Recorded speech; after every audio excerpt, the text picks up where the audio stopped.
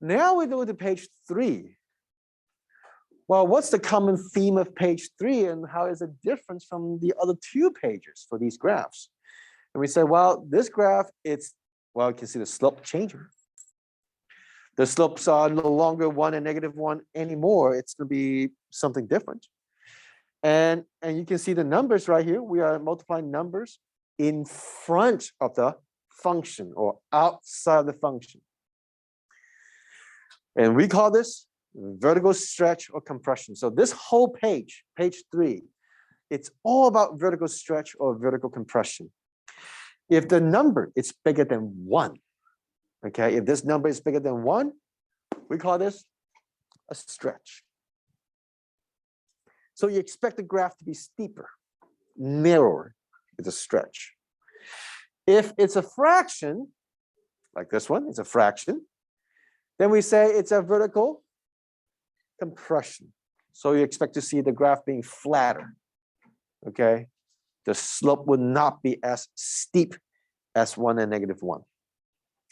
So that's some examples to show yourself like how the numbers are changing. Okay. All right. So now what about negative?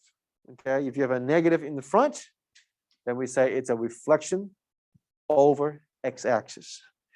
Reflection over x-axis when you have a negative because it negates all the y values. So before that, y values are all positive with the negative sign right here.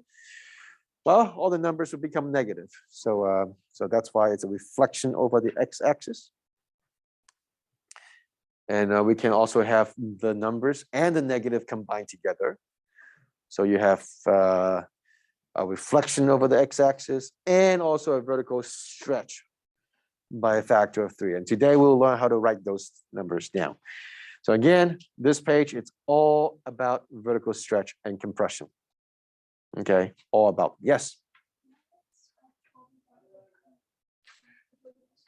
Because the number here, like just look at this number right here. This is a number bigger than 1. So we say it's a vertical stretch. Yeah. Negative is to tell you whether it's reflected or not. So then you just look at the 3 by itself. And then now, the 4th page, yes.